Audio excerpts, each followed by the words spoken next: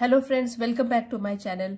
आपने parts of speech के बारे में तो सुना ही होगा। There are 8 parts of speech: noun, pronoun, adjective, verb, adverb, conjunction, prepositions and interjections. तो आज हम सीखेंगे बहुत ही इजीली पार्ट्स ऑफ स्पीच। इसमें मैंने आपके लिए एक पैराग्राफ सिलेक्ट किया है, my mother, so that it is easy for us to pick up speech from the particular paragraph. तो ये वाला वीडियो उन लोगों के लिए बहुत ही हेल्पफुल होने वाला है जो बेसिक ग्रामर सीखना चाहते हैं, क्योंकि हम जितना भी डेफिनेशंस को रट लें, जब तक हम ऑन ग्राउंड प्रैक्टिस नहीं करेंगे तो इतना हमको क्लियरली कॉन्सेप्ट समझ नहीं आएगा। तो बेसिक ग्रामर का जो आज का टॉपिक है उसको शुरू करते हैं। सो जैसे कि आप देख सकते हैं, हेडिंग है माय मदर, मेरी माँ। साथ साथ मैं थोड़ा बहुत एक्सप्लेनेशन करूंगी। It is written in simple English, और जो मेन हमारा इसका पर्पस है इस वीडियो का, वो है आपको पार्ट्स ऑफ स्पीच सिखाना कि वो क्या होते हैं, और एग्जाम्पल्स देना। जो आपके सामने ही आप पढ़ रहे हो उससे एग्जाम्पल देना। अगर आपको वीडियो पसंद आएगा तो प्लीज इसको लाइक, शेयर एंड सब्सक्राइब जरूर कीजिए। और शुरू करते हैं। My mother is a wonderful person who means the world to me. मेरी माँ एक बहुत ही प्यारी व्यक्ति है जो कि मेरे लिए एक दुनिया के बराबर है। मेरे लिए तो वो मेरा पूरा संसार है। अब लिटरल वर्ड टू वर्ड तो मैं एक्सप्लेन नहीं करूंगी, बट जो सेंटेंस का मतलब बन रहा है वो शॉर्ट में आपको बताती जाऊंगी। अब यहाँ पे हम देखते हैं कि बहुत सारी पार्ट्स ऑफ स्पीच है। हर एक सेंटेंस जो होता है वो छोटे छोटे पार्ट्स में बंटा होता है, और उसमें ये जो आपको पहले बताई थी 8 पार्ट्स ऑफ स्पीच, वो हमको सिलेक्ट करनी है। जैसे देखते हैं, मदर, सबसे पहले नाउन। नाउन है मदर, क्योंकि जो नाउन होता है they are the words name people, place, things और आइडियाज। संज्ञा भी कहते हैं इसको। तो ये नेमिंग वर्ड्स होते हैं, जैसे कि हम किसी भी चीज को नाम दे देते हैं, वही होता है नाउन। तो ये मदर है नाउन। माय, अब मदर के लिए ही यूज हुआ है ये प्रोनाउन। प्रोनाउन क्या होता है? The words which are used in place of nouns, they are called pronouns. तो यहाँ पे माय जो है वो एक पर्सनल प्रोनाउन है, और ये पोजेशन शो कर रहा है कि मेरी माँ। अब जो इज है वो है वर्ब, और यहाँ पे ये है हेल्पिंग वर्ब। एक होता है मेन वर्ब और एक होता है हेल्पिंग वर्ब। अब वर्ब्स क्या होते हैं? वर्ब्स हमने सुना है, शॉर्ट में हम कहते हैं कि दे आर डूइंग वर्ड्स या एक्शन वर्ड्स।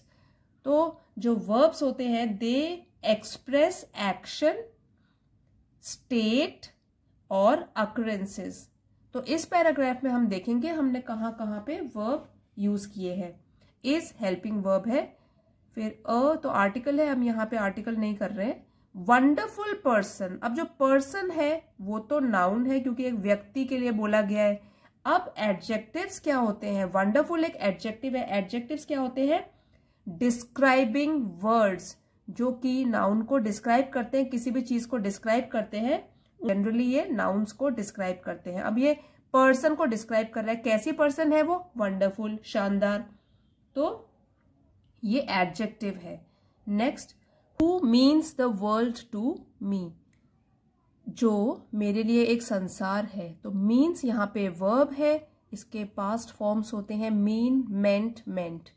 द वर्ल्ड ये नाउन है क्योंकि संसार को भी एक नाम दिया गया है, टू मी। अब मी यहाँ पे प्रोनाउन है। Is caring, loving and always there for me when I need her. मेरी माँ, यहाँ पे शी प्रोनाउन यूज हुआ है उसके लिए। बहुत ही केयरिंग है, ध्यान रखती है, लविंग है, प्यार करती है, और हम लोगों के लिए हमेशा रहती है। जब भी हमको उनकी जरूरत होती है तो वो हमेशा हमारे लिए प्रस्तुत होती है, हमारे लिए अवेलेबल होती है। तो ये तो प्रोनाउन आपको बता दिया। इज केयरिंग, अब डिस्क्राइब कर रहे हैं मदर को एडजेक्टिव्स लगा लगा के। कैसी है? केयरिंग, लविंग को यूज किया गया है। और ये देखिए दूसरा पार्ट ऑफ स्पीच है, इसे बोलते हैं कंजंक्शंस। अब कंजंक्शंस क्या होते हैं? Conjunctions are called joining words. They are the words that join together. Words, phrases और clauses. ठीक है, तो ये join करते हैं दो या दो से अधिक words को या phrases को या clauses को. तो यहाँ पे and एक conjunction है. Always there, यहाँ पे ये adverb है. अब adverb क्या होता है? Adverbs add something more to the meaning of the verb. ये तो हम सब जानते हैं. और एक और उसकी है वो है adverbs. They are the words that modify the verbs, adjectives और other adverbs. ये और भी changes ला सकते हैं meaning में, किसके? verb के, adjectives के और other adverbs के भी. तो यहाँ पे always is an adverb. Always there for me. Me pronoun है. When I pronoun need her. Her smile brightens up my day and her hugs make me feel safe and loved. Her यहाँ पे pronoun है. उनकी smile brightens up my day, मेरे दिन को एक brightness provide कर देती है. और जो उनके हग्स हैं, जो वो मुझे गले लगाती हैं, उससे मैं सेफ फील करता हूँ. एंड इवन लव्ड, कि मुझे भी कोई प्यार करता है. तो अब देखते हैं यहाँ पे कौन कौन से पार्ट्स ऑफ स्पीच यूज्ड है. हर pronoun, smile brightens verb, up my day ये है प्रोनाउन और अप है यहाँ पे प्रेपोजिशन. तो प्रेपोजिशन क्या होता है? Prepositions are words that show the relationship between noun or pronoun or other words in a sentence. तो उसका रिलेशन बताता है एक नाउन का दूसरे नाउन्स या प्रोनाउंस या अदर वर्ड्स के साथ क्या रिलेशन है. यहाँ पे ये अप जो है वो प्रेपोजिशन है, माई प्रोनाउन है, डे नाउन है, एंड हर हग्स, हग्स यहाँ पे नाउन है, make verb, me pronoun, feel safe and loved. She works hard to take care of the family and makes sure we have everything we need. अब देखिए इसका meaning है कि वो दिन भर बहुत हार्ड वर्क करती है, हमारी देखभाल करती है, पूरी फैमिली की देखभाल करती है और ये भी सुनिश्चित करती है कि हमें कोई ज़रूरत हो तो वो भी वो पूरा करे.